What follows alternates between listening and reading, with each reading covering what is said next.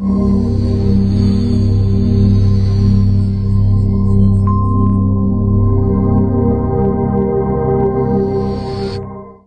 selamat datang di materi bagian kedua. Kita akan meneruskan pembahasan dari materi sebelumnya tentang sumber tingginya nilai COD pada air limbah. Nah, kalau teman-teman yang ingat, kita sebut di materi pertama kita sudah mendefinisikan COD itu apa, kemudian analisanya modelnya seperti apa, dan juga tiga hal yang pertama. Yang pertama adalah zat organik terlarut, kemudian adanya lumpur, dan juga zat organik terkoloid yang sebenarnya ini sama. Maka kita lanjutkan ya, apalagi yang menyumbang nilai COD pada air limbah.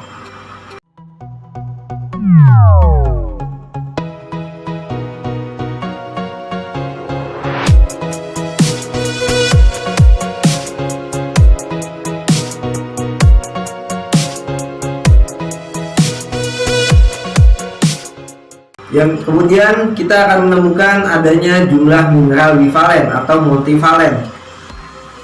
Di sini bukan Valentino Rossi, itu mah pembalap, tapi di sini maksudnya dia memiliki bilangan oksidasi ataupun dia memiliki bilangan nilai mineral itu yang lebih dari satu. Misalkan ada krom 3, ada krom 6 yang disebut dengan krom hexavalen. Kemudian ada mangan dan ada Fe.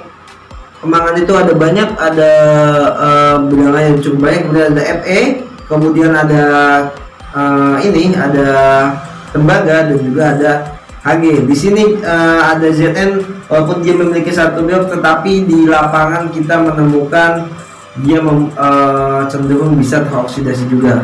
Tapi ini adalah special case. Intinya kita akan berfokus pada krom, mangan, Fe, Co, dan Hg di sini.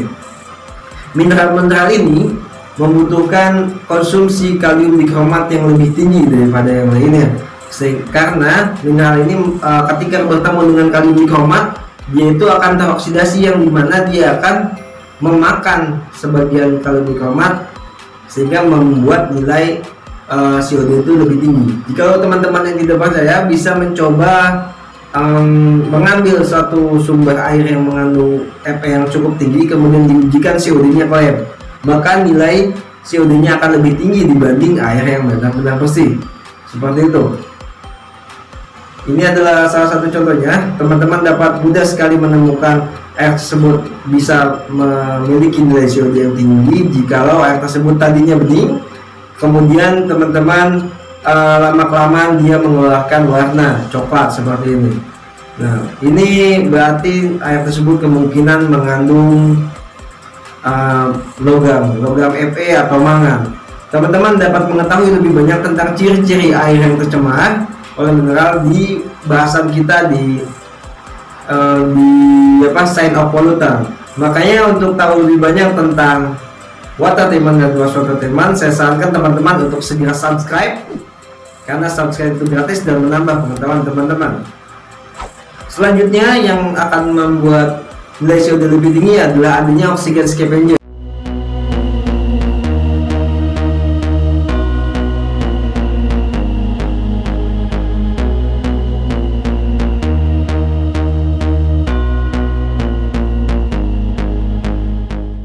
atau reduktor.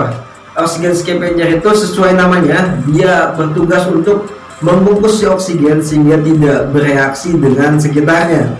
Biasanya oxygen scavenger ini kita akan temukan pada chemical yang digunakan untuk instalasi boiler, ataupun untuk drilling fluid, ataupun untuk cooling tower, ataupun untuk reverse osmosis, ini dimana bertujuan untuk mencegah korosi akibat adanya oksigen. Ya, oksigen itu sendiri dapat memberikan reaksi korosi jikalau dia bertemu dengan Fe. Oleh karena itu digunakanlah oxygen scavenger. Namun ternyata oxygen scavenger itu sendiri dapat terbaca menaikkan nilai COD karena dia membuat si kalium dikromat itu sulit bereaksi sehingga kalium dikromat ini nanti akan memakan dulu si sulfit atau oksigen scavenger, baru dia dapat menyisakan kalium dikromat, sehingga nanti dia akan membuat pembacaan nilai COD tinggi. Ini teman-teman akan menemukan korelasinya jikalau menemukan ada nilai COD dan BOD dengan perbandingan mungkin lebih dari 3:1. Misalkan saya pernah menemukan COD-nya 10.000 tetapi BOD hanya menemukan nilainya kurang dari 1.000. Berarti otomatis di sana indikasinya adalah adanya oksigen scavenger di dalam air limbah sehingga dia membuat nilai COD-nya menjadi tinggi. Ini adalah contohnya, ada sodium sulfit dan juga ada hidrazin.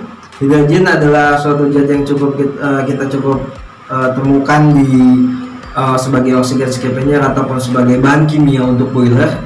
Namun penggunaannya sekarang sudah cukup dilarang ya. Nah, kemudian apalagi yang membuat nilai COD menjadi tinggi adalah adanya oil dan grease. Oil dan grease itu adalah dalam artian mudah adanya minyak yang tentu dia adalah zat organik. Kita bisa menemukan adanya minyak dan lemak di dalam air limbah, mungkin dari kitchen, dari pantry, ataupun dari bengkel-bengkel yang membuang oli seperti ini.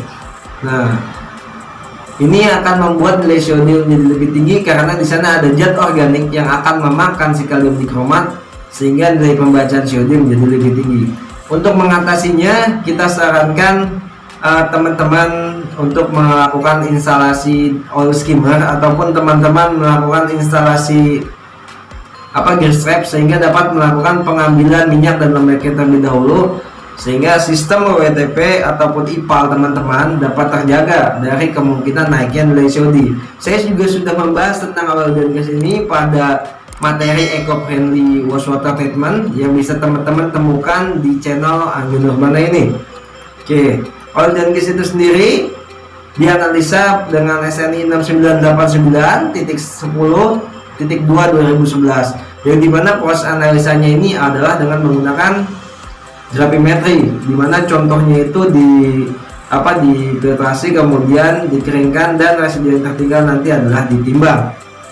Nah, itu dia adalah 5 hal yang dapat menyumbang nilai COD. Yang pertama adalah zat organik terlarut maupun yang terkoloid, kemudian adanya lumpur, kemudian juga adanya mineral bivalen, dan juga adanya oksigen scavenger, dan yang terakhir adanya oil dan grease.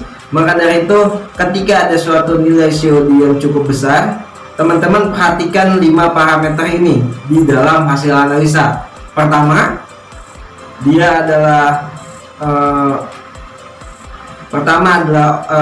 zat organik terlarut, mungkin dia ada gula di sana, karbohidrat, ataupun dia mungkin adanya pelarut organik seperti heksan. Kemudian kita lihat juga di sana apakah adanya zat organik yang terkoloid, tentu kita lihat juga banyak atau tidak lumpur di sana. Kemudian kita lihat juga di sana apakah ada mineral bivalen, kita periksa di parameter tersebut berapa nilai Fe, mangan, krom, dan yang sejenisnya. Kemudian kita lihat di sana apakah ada kemungkinan penggunaan oksigen scavenger. Ini teman-teman bisa khawatirkan jikalau air limbahnya tersebut berasal dari pabrik cat ataupun berasal dari pengoboran, misalkan produce water. Dan terakhir kita perhatikan adanya apakah di sana mengandung banyak minyak dan lemak. Oke, itu dia materi kita tentang sumber tingginya nilai COD pada air limbah. Dan untuk teman-teman yang mau tahu lebih banyak tentang water dan wastewater treatment knowledge, saya sarankan teman-teman untuk subscribe di channel ini.